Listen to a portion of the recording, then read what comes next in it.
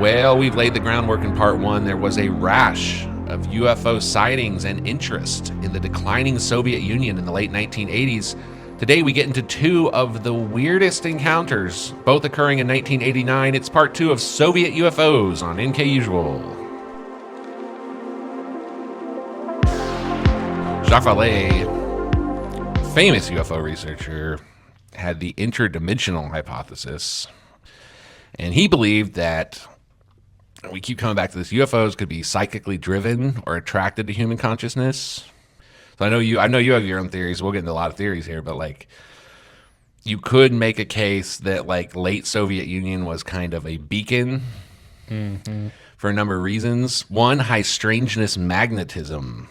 Some believe areas with increased emotional, psychic, and societal distress attract UFOs and paranormal activity. The psychic energy attractor theory. There's also tulpa theory, so the idea that like UFOs might be some form of thought form. I like this one. The trickster phenomenon comes during times of chaos, feeds off chaos, and especially during times of societal transformation. So we went through some, this is just like an all over the place two-parter, if you even want to call it that, on USSR UFOs. And we teased this account. It's hard to like talk about this without being all over the place because I don't speak Russian, so we have to like take it from an outsider perspective. So it's hard not to like see it all at once. Yeah, you're right. Yeah. I just think it's weird there was this blow up around the time of the collapse, not just in the media reporting it, but in things happening. Well, I was trying to do some research, and a lot of like the Western media was saying in this time of glasnost and perestroika, like the openness in the media was creating a type of reporting that they were calling sensational because it was novel to them. Like the U.S. and Western media had the opportunity to do this, so it was kind of like, oh, like good job Russia, like look at you. And there was kind of like this downplay of it. But like you're saying, in these times of all these other theories and times of like psychological distress and chaos in the society would create this sensational view of everything. It all goes back to what these things are, in my opinion. Yeah.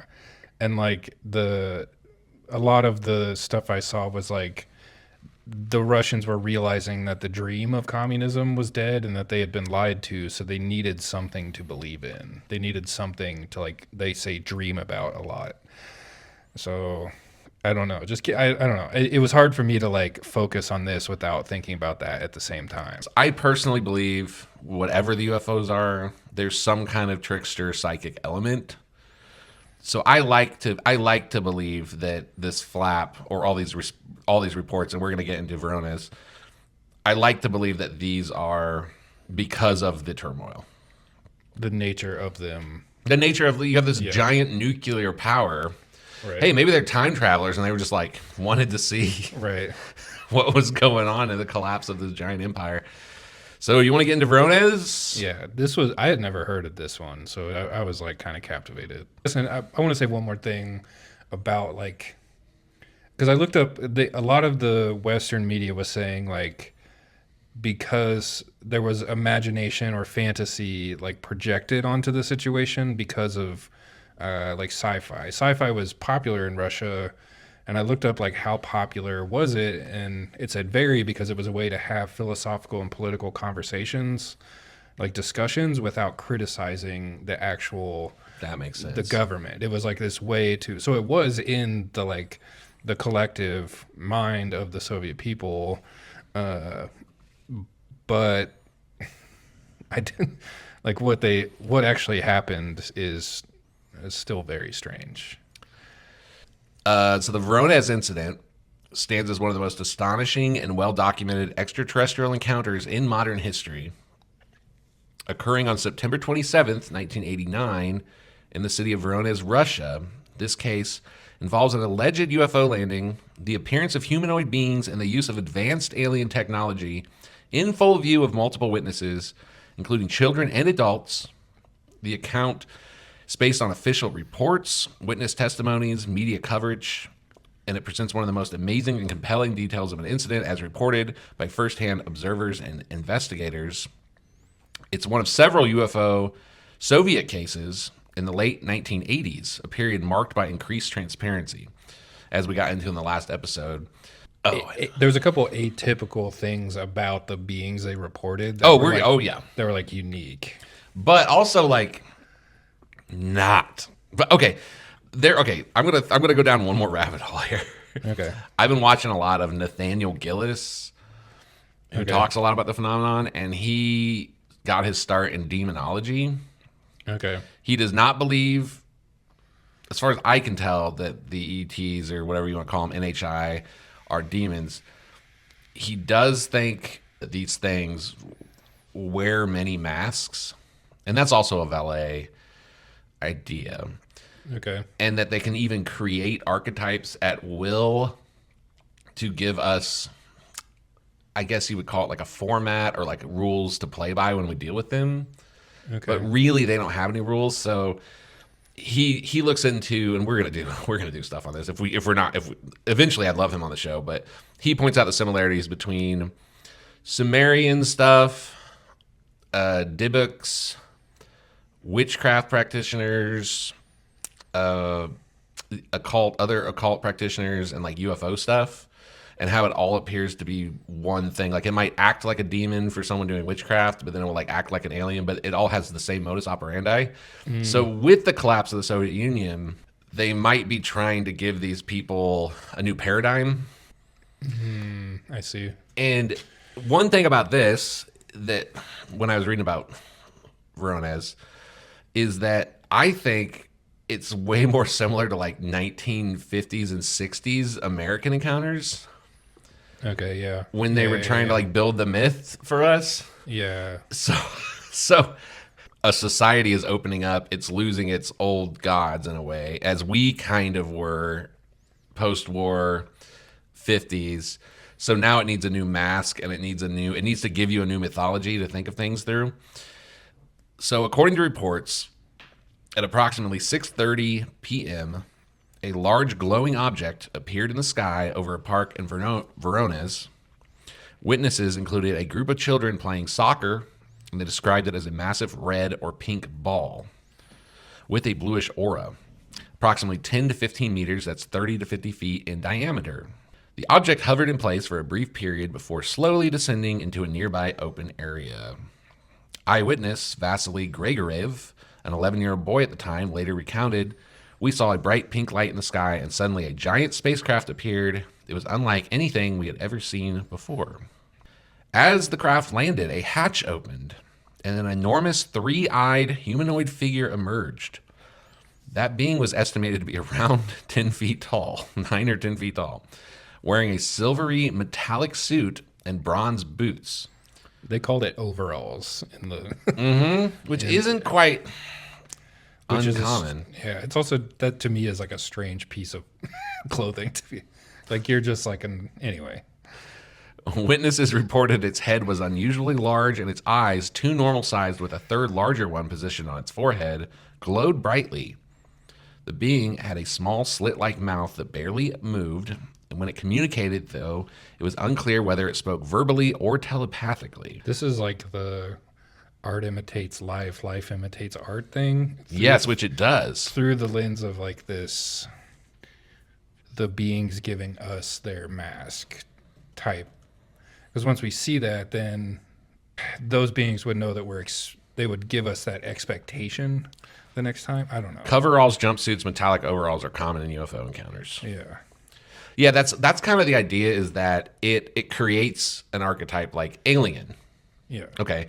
And it very purposefully will look like what you would expect. Like, I'm a big robot man from space, and it will have all this other bizarre stuff about it. But then what it gets to do to you when it does that is you start interacting with it the way you'd interact with an alien. Mm-hmm. So now you're binded by a set of rules and assumptions and stuff that it will pretend to play along with until it doesn't. Which are arbitrary. They're only created to give you so that you think you know what to do. Yes. Yeah. Yeah. And they'll play like a demon. They'll be like, I'm a demon, but then at some point in like certain research, it'll stop doing demon things and it'll be like, wait, why isn't this holy water working? Or why isn't, and then it'll just be like, the mask comes off and it's just like, nah, I'm not really bound by any of that. Like, it's total trickster shit. Okay, so this giant robot with 3 eyes and a slit mouth, one of the strangest aspects was that the being carried a small black box-like device in its hand. When it gestured with the device, witnesses reported feeling a sudden sense of paralysis and an overwhelming sense of calm for some of them, suggesting some sort of mind control or technology beyond human comprehension. I don't even know if that's beyond human comprehension anymore with all the freaking Right. energy weapon technology. When you said it carried the black box, that made me think of like the Egyptian or Sumerian. There's a lot of the hieroglyphs where they have a bag in one hand. It looks like a briefcase. Oh. You know what I'm talking about? Yes. That. Yes. What is that? Why do they give their gods purses? Yeah. Right. There's like, and I don't know too much about it, but it's just like it's speculating on. It's just strange. It's a strange detail to be common in all these myths and cultures, and there's not really an explanation that there's like I've only read about speculation of it, so I don't know if there's one possible theory for the proliferation of this image is that it's a simple and straightforward representation of the cosmos, a semicircle of the image, which appears to be the bag's strap, represents the hemisphere of the sky. Meanwhile, the solid square base represents the earth. That's fascinating. But that to me, even if that were true, it's like a representation that these things are cosmic in some way. Good catch. I never thought about that. I've never heard anything about the handbags, the Egyptian handbags. That is weird. and it's like It's like a half man, half eagle dragon guy, and he's carrying a purse. got groceries with him. So this giant three-eyed robot gets out. It points this black box. People are paralyzed. Some people feel calm. They're being mind controlled. Following the emergence of this entity, another shorter being, possibly robotic, accompanied the larger humanoid.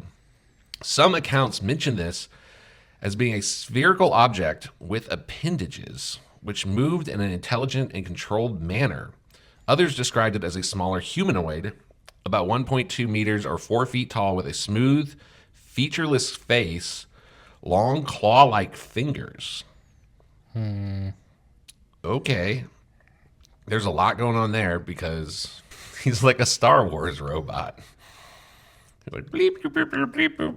Although another common thing about Close Encounters is like you will have 10 people see the same thing, and they'll have like wildly different. That's kind of, yeah. That's what I was kind of thinking. Like in the context of what you're talking about, the trickster thing is like because of what it is, it could be able to just appear as whatever the person needs to see, or your own brain might. Yeah. Oh, yeah. Exactly. Because it's like a mask. It's like you said, it's a mask. So it can be a different thing to every person because that is what's going to elicit the response they want or need. Or so now we got our little square henchman walking around. Cube boy. One of the most incredible moments of the encounter involved the use of an unknown device or weapon. Several reports claimed that the three-eyed humanoid pointed a tube-like instrument at a young boy, later identified as Sergei Matveyev, causing him to vanish instantly. I read 20 inches long. I read that detail. Whatever. It's like a wand. Yeah. The other children and bystanders were reportedly terrified, believing he had been completely disintegrated, like you do. However, moments later, the boy reappeared in the exact same location, confused but unharmed. Do you have any additional information up to this point? Well, the detail I read about that is that they zapped him, he disappeared, and then he reappeared after they got in the orb or whatever they appeared in and left. Interesting. But Another witness described the scene in an interview. The alien simply raised its hand and the boy was gone. We screamed, and then just as suddenly, he was back as if nothing happened. So it could be like loss of time where they didn't. Oh, yeah, they're high strangeness, dude. You have like no sense of time. Right. It could be, this whole thing could have been 30 seconds. It could have been an hour. Right. You know, whatever. There might have been like time dilation. Like in the first episode of this series, we talked about how they were experiencing time dilation with watches just at the landing sites of these things. Yeah. The event suggests the use of unknown teleportation technology or a means of suspending human perception. Maybe they were there to take the boy. We're like, whoop. And then he went. Man, that's the problem with some of these old cases. You know what I mean? Like, I want somebody to hunt down this kid and be like, what happened while you were vanished? Because he would be just like a few years older than us now. Witnesses also claim the taller alien made a series of strange noises, which some describe as resembling electronic beeping or deep guttural sounds, while others insist they heard a monotone metallic voice speaking in an unknown language. Before departing, the beings reportedly conveyed... Is that all they did? Did they show up, zap everyone to calm them down, make a boy disappear, bring him back, and leave? Okay, so before departing, the beings reportedly conveyed a message to the gathered witnesses. Some interpretations suggest they communicated a warning about the humanity's future, while others claim the message was simply a demonstration of their technology. Some accounts state the beings mentioned that humanity was on the verge of discovering a powerful energy source, while others claim the message was more cryptic, referring to a shift in consciousness or a cosmic event. What do you... Maybe this should be its own separate thing, but like, what do you think about this like telepathic communication? Given what I know and believe about just remote viewing, it tells me that this is all very plausible because it is an inherent human ability that we've studied for, we studied for 30 years and verified, and Russell Targ and Hal Puthoff got funded by the CIA for 3 decades, and they're like, yep, anyone can do it. Some are better than others. Some need practice, but the ability to do it is inherent to our biology, our consciousness, our spirit, whatever you want to call it. I agree with that. I think I was going at it from a different angle. So like, for instance, kind of like how people see different things.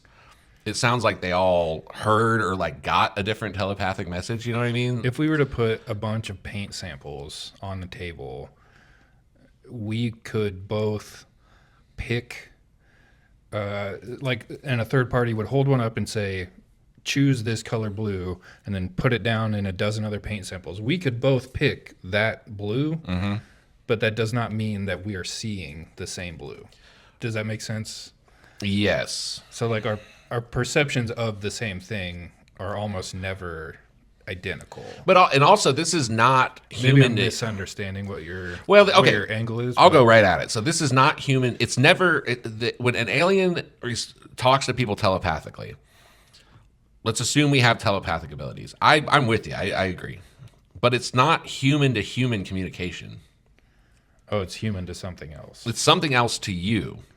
I see. Which to me would almost by necessity, they wouldn't have the same as us. You know what I mean? Like I think our brains are literally built to work together. I think humans' brains, like as tribes and whatever. There's kind of like a lost in translation thing. There is. So I heard like a barrier to communication.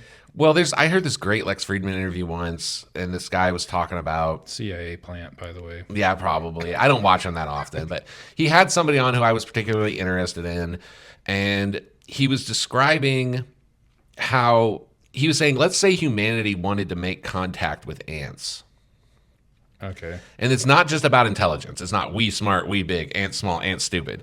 It's about like ants don't have verbal communication. They communicate through scent. They don't have a cortex. So they use like pheromones as their language. Right. So he was saying, if you wanted as a human to like somehow develop meaningful community, this is one of the best analogies I've ever heard. It totally changed totally changed a lot of the ideas I have about this phenomenon.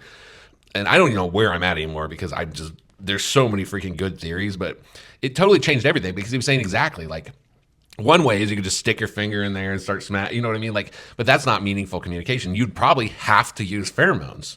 Right. So then, what does a pheromone mean to us? We're incapable.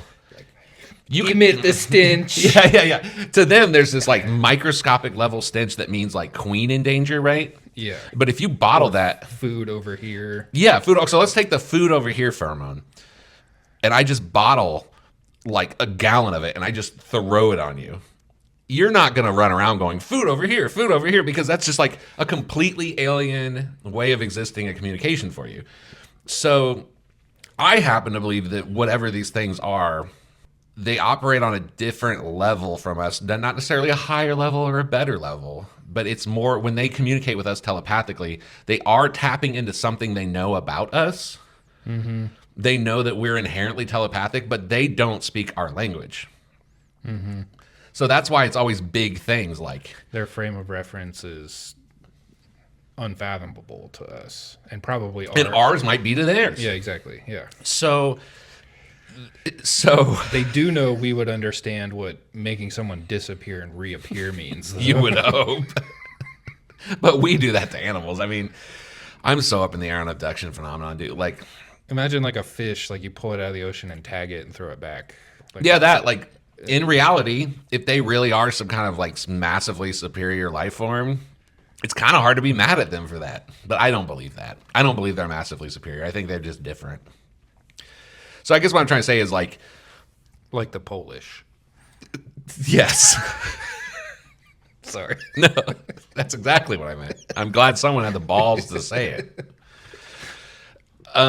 So when one person sees the Virgin Mary, another person sees an orb, and another person sees a metallic craft, and then one person hears humanity is in danger, you're destroying the environment, another person hears you're on the verge of a conscious awakening, that could be the equivalent, whatever they're trying to do, that could be the equivalent of us just like throwing pheromones out to ants in an attempt to say something. They might not even have words, like. Yeah. Also, those three things could be one thing. Exactly. Like maybe the consciousness is like the awakening is the tapping in, but it could be detrimental if It could be that it could be that on a telepathic. I said all those words and no thought or sentence came out. It could be, okay. Do you know what I mean? Yes. Do you know what I mean? Do you know what I mean? It could be that on some, that they know we're telepathic, but we don't know it. But they're a different type of telepathic. They exist on a different plane of reality. So they throw down the food, let's say the food hormone for the ant, okay? Have you ever seen the video? This is slightly off topic, but this guy puts like a gummy bear and this one ant goes up to it. And then the ant leaves to go find the rest of them. And the guy like tears a piece off and takes the rest of the gummy bear. And then the whole army of ants gets there and they kill that ant. That's amazing. They're like, you fucking lied. Well, I don't know. But that's it. I mean, the video makes it look like that ant, but like, think of it from the ant's perspective. Right. He's like, I fed us for a month. He's like, I am a hero. The man communicated to the ant, big food. Yes. Big deal. New age. Lots of gummy bear. And then the ant. Unlimited fuel source. Unlimited, yeah. New age technology. 0 point gummy bear energy.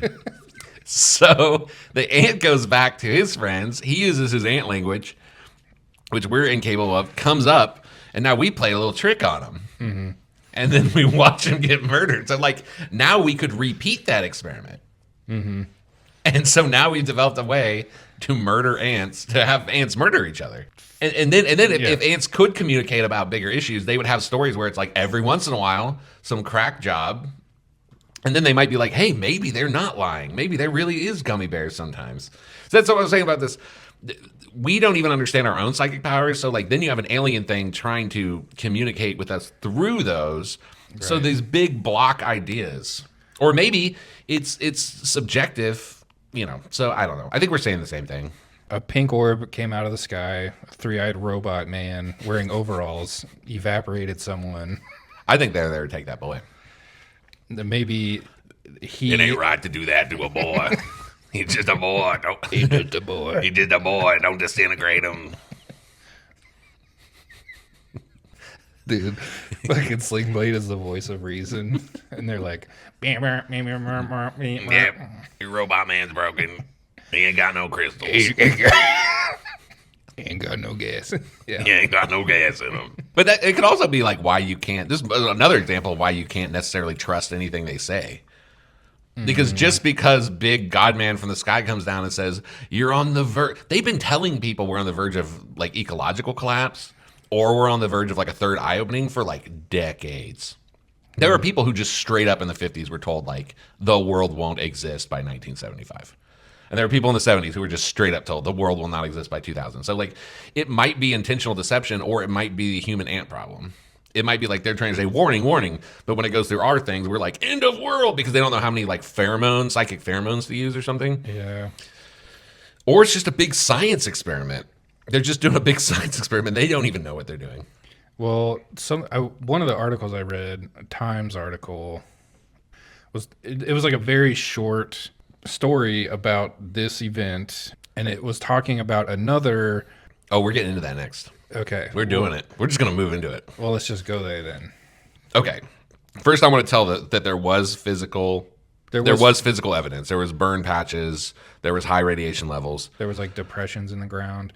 Yeah. Yeah. Okay. So, same year. The abominable snowman, telepathic abominable snowman. So the Perm UFO incident, almost more perplexing, occurred in '89, same year as Voronezh. This case obviously took place in the Perm region, particularly near the small town of Maleb, a now widely referred to area as the Perm Anomalous Zone, due to its long history of unexplained phenomenon. Witnesses described a strange luminous object, tall humanoid entities, electromagnetic disturbances, and even a cryptic warning from an unknown intelligence. First sightings, mysterious lights over Malebka. The Perm region, particularly the Malebka Triangle, there's the triangles again, had long been associated with anomalous activity including unexplained lights, radiation, and electromagnetic disturbances. However, in April of 1989, reports of strange occurrences increased dramatically. On the night of April 16th, several local residents, forestry workers, and military personnel reported seeing a large luminous object hovering in the sky over Malebka. The object was described as glowing white with flashes of red and blue light, appearing to change shape while remaining stationary in air for an extended period of time. Eyewitness Sergei Lebedev, a local hunter, described the sighting. I had never seen anything like it. It was not an airplane, not a star, certainly not a satellite. It hovered over the forest, pulsing with an eerie glow. Then as suddenly as it appeared, it vanished in an instant. Others reported that the object emitted a low humming sound that caused unusual pressure in their heads, and some felt an overwhelming sense of unease. Again, man, now since we have this ant conversation, the whole humming, you know what I mean? Like, that would be a primitive form of communication to be like, be scared. Maybe that was an attempt at, Be relaxed. Right. Look over here. Because we do know, our understanding of our technology is that sounds do influence us. They can be used to put us into all different types of moods and have feeling, So let's go to the humanoids. A few days later, April 29th, 89, a group of local men exploring the forest near Malebka stumbled upon something even stranger. They claimed to have seen tall humanoid figures approximately 10 feet in height with elongated limbs and glowing eyes. The beings were described as wearing tight metallic suits that shimmered in the moonlight. One of the witnesses recalled a chilling experience. The figures moved gracefully, almost floating over the ground. They were not human, at least not like any human I've ever seen. They seemed to be examining something, and we could feel an almost electrical charge in the air. This witness and his companions attempted to approach, but as they did, one of the beings raised its hand, and an invisible force knocked it backwards. He described the sensation as a, quote, wave of energy pressing against his body and paralyzing him momentarily.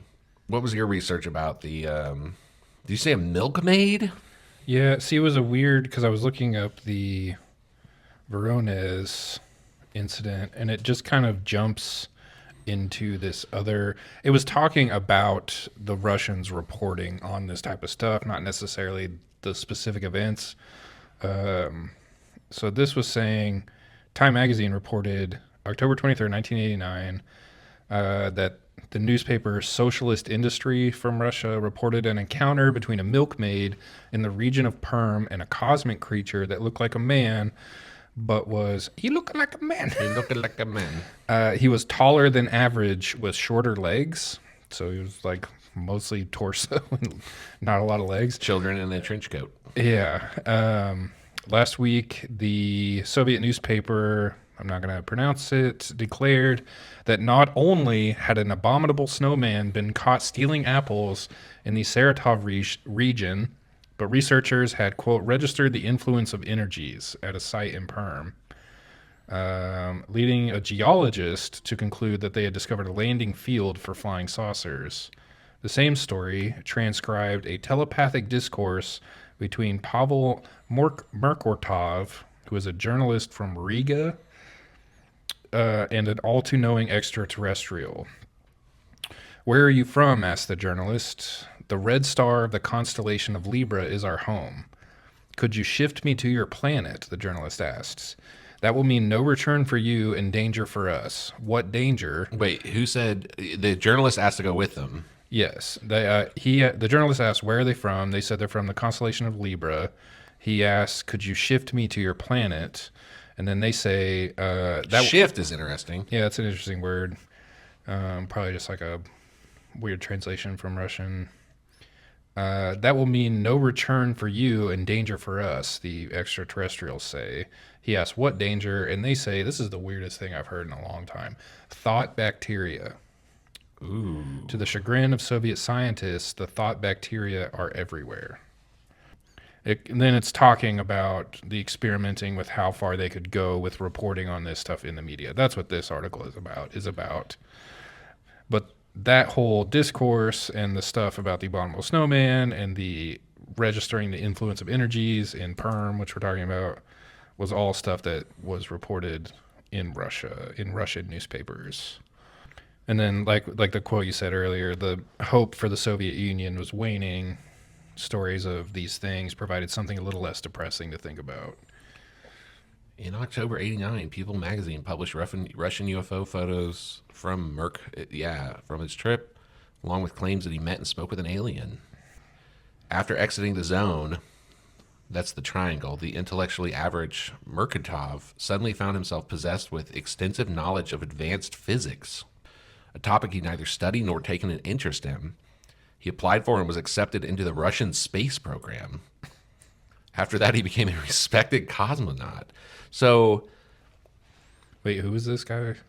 Pavel Merkatov. Okay, yeah. In the 1980s, Pavel, I'll just call him Pavel, a recently discharged Soviet soldier, heard rumors that the KGB was investigating strange occurrences in the M Triangle. So he was a soldier, then probably a journalist, and then a cosmonaut? He decided to see for himself, yeah.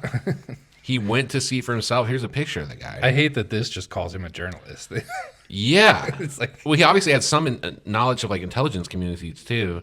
After exiting the M Triangle, many visitors and researchers report Russian UFO sightings. Additionally, many claim to have experienced a vastly improved sense of physical, mental, and spiritual well-being, the cure of a serious medical ailment, significant improvement in cognitive abilities. Something else that was interesting here was where they talk about they registered the influence of energies. A leading a geologist to conclude they discovered a landing field. So like this is like kind of like the Bermuda Triangle thing, where like it might be something about like the geology, or maybe there's certain metals underground that create like a magnetic influence. I don't know, but like something about, it's like the same thing with Bigfoots, and there's like large boulders that are maybe have a high quartz content, so they create, you know, anomalous things where these, I don't know, otherworldly experiences happen. Resonance. Yeah, it's the perfect environment for these things to happen in. He really just became an astronaut. He really just like talked to an alien and then became an astronaut. That's one of the most bizarre stories I've ever heard. So you're saying don't give up on your dreams. Yeah, maybe you'll meet. Did it describe what that creature looked like? Was that the... what was going on? No, he just said they just called it an all too knowing extraterrestrial. But if he's a journalist, he's probably talked about this encounter because this was taken from, I assume, something he wrote. I found his Instagram. No way. Astronaut, researcher, inventor of self-rescuer, helper, highly effective life hack permitting elimination of risk. Yeah. Oh, yeah. I will be messaging this man. He invented a self-rescue device? He invented a necklace you wear, and when you pull on it, it becomes a... Oh, it's like the airplane. Yeah. Yeah. It becomes a flotation device. Diving. About helper. I wonder if on the company webpage it's like, well, our founder was a journalist. Then he met a Yeti that made him smart. He went to space. I hope this is the guy. It's got to be the guy. Yeah. Here's his personal blog. Oh, threads. Oh, no. Boo. Man, you know, good for him for not letting the phenomenon, like... Destroy his life. Make him an alcoholic. Yeah, or like just obsessed with it. Right. He still has other interests. Yeah, well, I guess he did end up in space. He doesn't seem... He gets hardly any love on Instagram. Dude. The thought bacteria thing is going to probably haunt me in some way for... But is this the guy who it was told to? Same story. No, it was a milkman. Transcribed a telepathic discourse between Pavel Mukurtov, a journalist from Riga. Yeah. Yeah, it's the same guy. I don't know how common a name Pavel it's that like John Smith of Russia. But I assume it's him. Maybe we can put a pin in this and... Bro, we can talk to this guy? Yeah. You think he knows English? I mean, he's a genius. He's clearly some kind of smart guy with no thought bacteria. Or he has the thought bacteria. Oh, yeah. I assumed... Maybe he was, when he said shift, he knew he was going to like another dimension, just like... It could be an intentional word choice. Inherently. And they're like, we don't need your weird thoughts in our dimension. Well, good for you, buddy. It says here also, if you want to get rid of thought bacteria, to pour hydrogen peroxide up your nose. Don't snort hydrogen peroxide. Wow. So those are two, well, there you have it. Two really freaking weird 1989 Soviet stories. Yeah. These are some of the weirder, like, I don't know, seem like abominable snowman shows up. Like, just wanted some apples. It was literally like a Depression era crime of stealing a pie off someone's windowsill. Yeah. Bigfoot steals pies. Yeah. Really cool. All right. Well, hope you enjoyed. That's Russia in a nutshell. I feel like we did all of our opining up top. Yeah, Like kind of, yeah. I just think this is evidence. It was hard to have the conversation for me without doing it with that context. Yes. I think this is evident. Well, okay. So we already talked about it being some kind of like human ant scenario. This might be further evidence. What do you do to someone's brain to make them smarter? Like, how does that happen? You know what I mean? Like, did the telepathic communication, like, was it like unblocking an artery kind of, or it opens up something in you? It's like you think in the language you know. So I don't know. This is like it starts getting into abstract thoughts. It's hard for me to like make a concise thought about. So. All right. Well, we delivered. We had Russia. We promised Russians. We gave you Russians. Yep. Okay. Be good. We love you.